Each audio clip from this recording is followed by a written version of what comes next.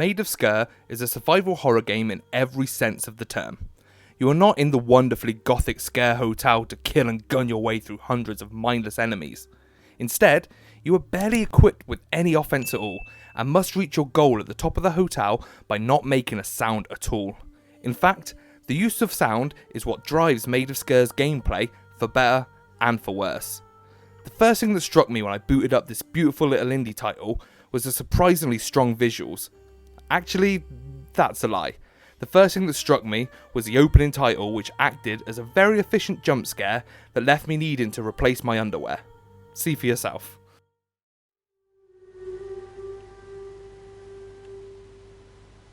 Scary.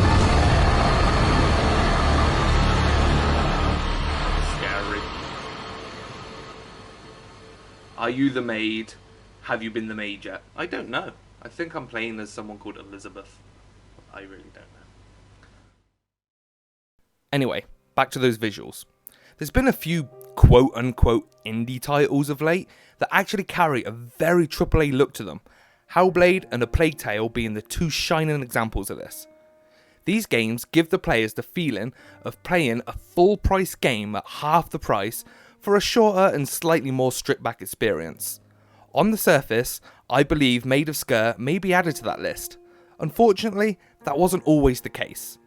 Most locations do look stunning, and the game's aesthetics is undeniably what stands out the most.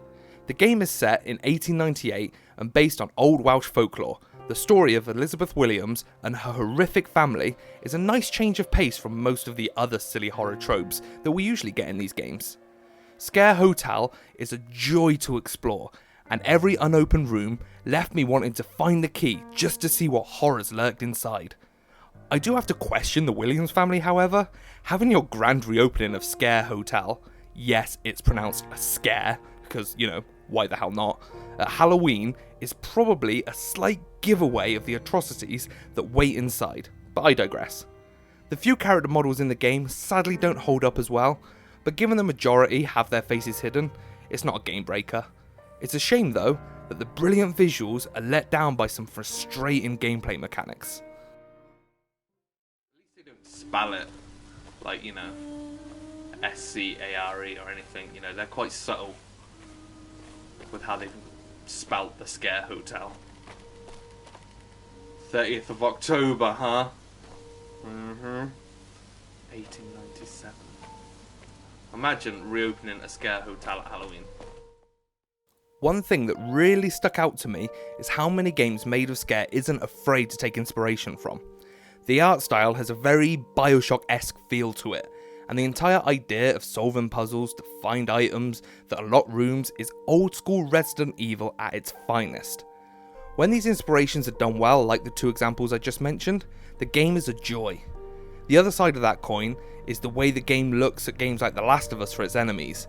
No, there aren't zombies running around, but the enemies are completely blind, and as long as you stay completely still and silent, they will walk straight past you. Well, sometimes. Having to remain completely silent and use noise as a weapon is the main gameplay mechanic used in Maid of Sker. For the most part, it works quite well, even if there were a few comedic moments along the way. As Lance pointed out during my live stream of the game, if Elizabeth wants me to remain completely silent, then I wish she'd stop ringing those damn phones all the time. Bear? Is it Bear? Is it? Fine, I'll answer the phone. Best be Elizabeth. Calling from the attic like a coward. And if I don't answer, it means I've had to hide. Oh, Lance. But they've come back. Lance says this is helpful advice from a woman ringing on the fucking phone. She's like, right, stay quiet. Ring. One bit of originality in the gameplay is that you can hold your breath to remain completely silent. This creates a really nerve-wracking experience, as you can only hold your breath for a certain length of time, so timing when to start your painful stint of silence creates genuinely great tension. All of this is ruined though by the fact that when these scary Peaky Blinder fools do catch you, they just kind of pathetically slap you to death, while Thomas, our protagonist, just stands there and takes it like a pathetic wimp.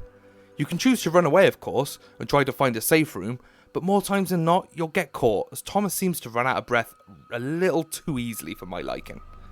I just wish these enemies were a bit more threatening or carried weapons, as I was left feeling I could easily take them on more than one occasion. The part of this that enraged me the most was that then you get sent back to a manual save point once you die. There was nothing more frustrating than making my way through the hotel at a snail's pace, because that's the best way not to be slapped to death, only to be spotted by Peaky Blinder and start my slow crawl all over again.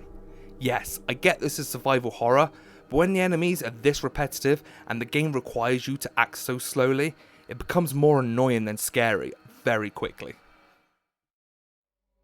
I was also let down by the lack of enemy variation. Outside of one or two exceptions, you'll be slowly creeping past the same dudes who all act the same way through the entirety of Maid of Sker's 4 to 6 hour adventure. I understand that this is an indie title, so we're not going to get 20 different enemy types, but it would have been nice to change up the pacing every once in a while. You are given one weapon against these enemies, and that comes in the form of a ball that emits a loud wave of sound that sends the Peaky Blinders into a fit of pain. It's not enough to ever kill them, and the best you can do is use it to distract them for long enough to get away when overwhelmed. This was a welcome addition, but your use of the weapon is limited, and I would often forget I even had it.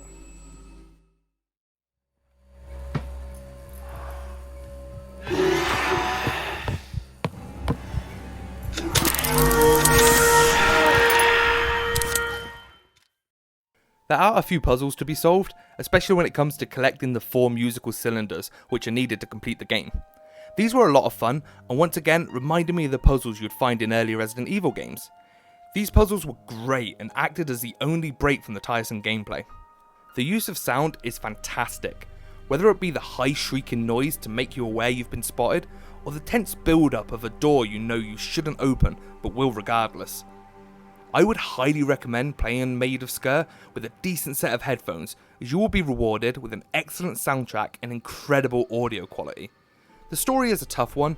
I did enjoy the story, which they were trying to tell, but the fact that pretty much all of it is told through letters and gramophone recordings left me feeling a little detached. Basically, the story has already happened, and me as the player was just wandering around hearing about it until I finally reached Elizabeth. That doesn't mean it wasn't decent, because it was. It's just hardly memorable when I feel that it didn't really involve me.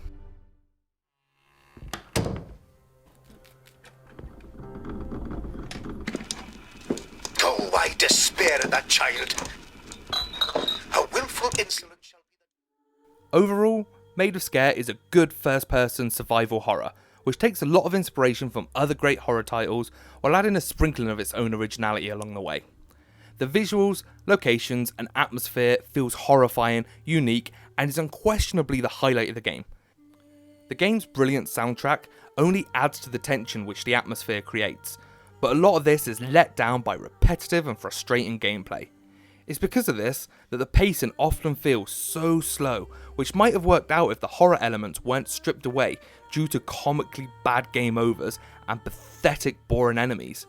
If you're a massive fan of horror games, then I would definitely recommend giving Maid of Sker a go, because you will find a lot of joy with both the aesthetics and pretty decent story. But for everyone else, the disappointing gameplay will probably be too much to overcome. I give Maid of Sker a 7 out of 10. Thank you for watching this review. If you've managed to play Maid of Sker, let us know your thoughts in the comments below and I'll get back to you. And for the written version of this review, make sure to check out respawning.co.uk for that and other reviews and all the latest news as well. If you've enjoyed this video, make sure you hit that subscribe button and like the video as well. Once again, thank you for watching. I've been Mike, and I'll catch you next time.